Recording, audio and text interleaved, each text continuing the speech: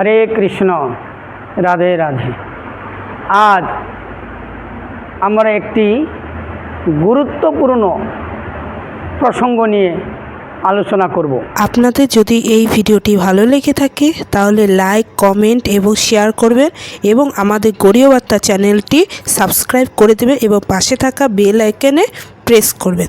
রাধে রাধে। আলোচনার বিষয় হলো প্রণাম।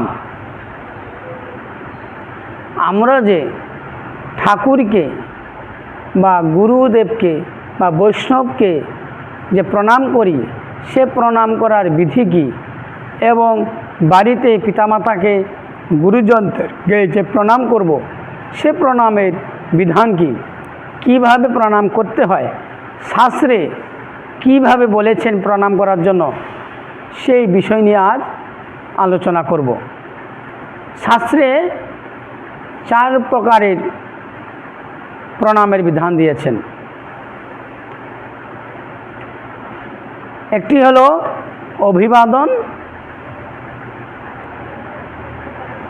একটি সাষ্টাঙ্গ,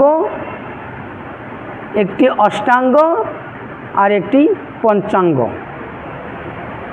এই 4 প্রকারের প্রণামের বিধি। অভিবাদন বা অভ্যর্থনা করা, কাউকে আমার বাড়িতে আসলো তাকে অভিবাদন করা, ভগবানকে অভিবাদন করা, সাধুগুরু বৈষ্ণবকে অভিবাদন করা বা আত্মীয় স্বজনকে অভিবাদন করা, এটি একটি প্রধান প্রণামের লক্ষণ।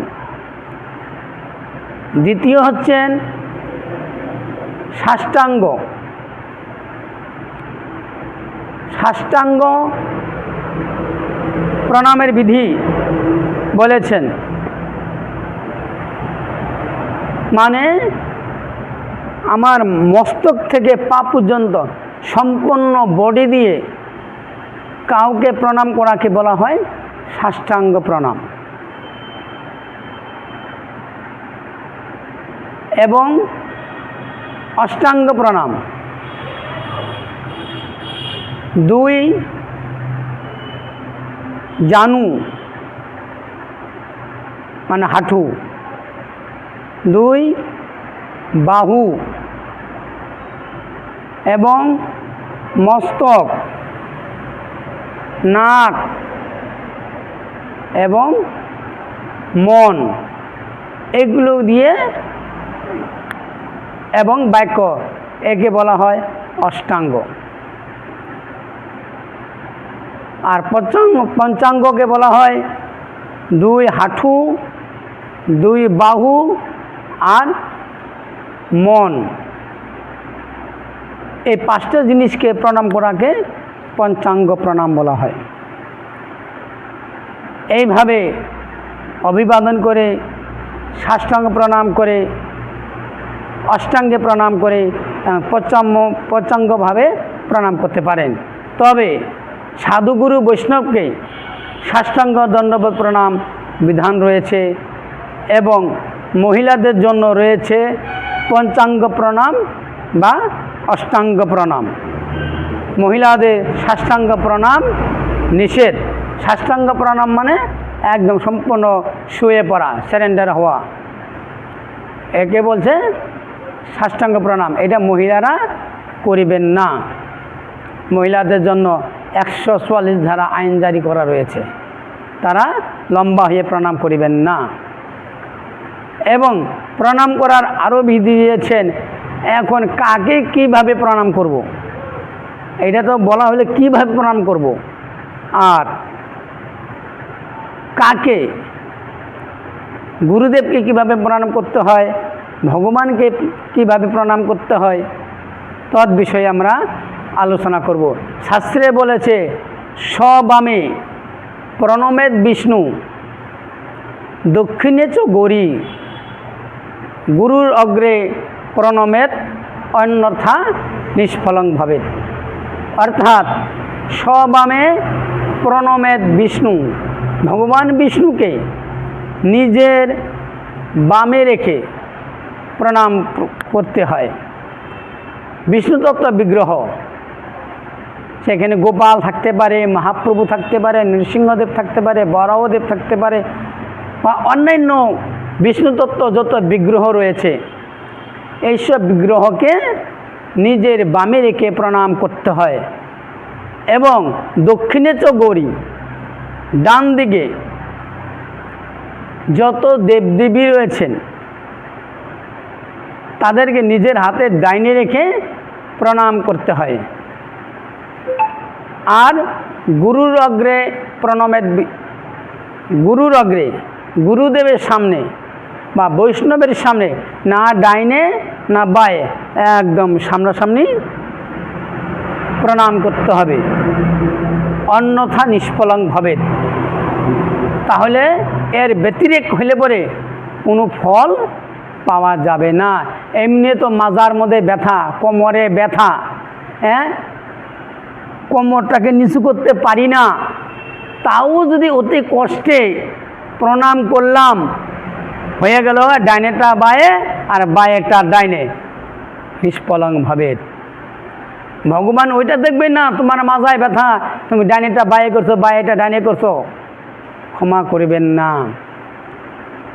সাপে যখন কামড় দেয়, ওই বাচ্চা আর বুড়া বা ছেলে মেয়ে কি সাধু বেঁচে কামড়ায় না, বা সাধুকে কামড়াইলেও সাধু বেঁচে যাবে তা নয়, বিষ সকলেরই লাগবে। তদ্রূপ আমি জেনে শুনে বা কোমরে ব্যথা ডাইনেরটা বায়ে করলাম আর বায়েটা ডাইনে করলাম, ফল পাওয়া যাবে কি?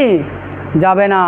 এই জন্য বারবার বলছে স্ববামে প্রণমেত বিষ্ণু, দক্ষিণে চ গৌরী, গুরুর অগ্রে প্রণমেত অন্যথা নিষ্ফলং ভবেৎ। নিজের বামে রেখে ভগবান বিষ্ণু তত্ত্ব বিগ্রহকে প্রণাম করতে হবে এবং নিজের ডান দিকে রেখে অন্যান্য দেবদেবীকে প্রণাম করতে হবে। আর গুরুর অগ্রে প্রণমেত, গুরুদেবের সামনে বৈষ্ণবের সামনে প্রণাম করতে হবে। এর ব্যতিরেক হলে সব বিফলে যাবে। তবে এখন কথা হলো শিব ঠাকুরের কথা। শিবকে আমরা কীভাবে প্রণাম করব? শিব দেবতা হতে পারে, কিন্তু উনি দেবাদিদেব মহাদেব এবং পরম বৈষ্ণব। এই জন্য শিবকে না ডাইনে না বায়ে, একদম সামনাসামনি শিবকে রেখে প্রণাম করতে হয়। শিব ঠাকুর পরম বৈষ্ণব, বৈষ্ণব জ্ঞানে শিব ঠাকুরকে একদম নিজের সামনাসামনি রেখে প্রণাম করতে হয়। এই হলো প্রণাম করার বিধি। এবং শাস্ত্রে আরও বলেছে, যাহারা ভগবানকে অতি ভালোবাসেন, বলছে অতি ভক্তিশ্বরের লক্ষণ। আমরা ভগবানকে প্রণাম করি, নিয়ম হচ্ছে ভগবানকে একবার মাথা নতমস্তক হয়ে একবার প্রণাম করা। তোমাকে যদি আরেকবার প্রণাম করার ইচ্ছা থাকে, প্রণাম থেকে উঠে আরেকবার প্রণাম করো, যদি ভগবানকে বারবার করতে ইচ্ছা হয়।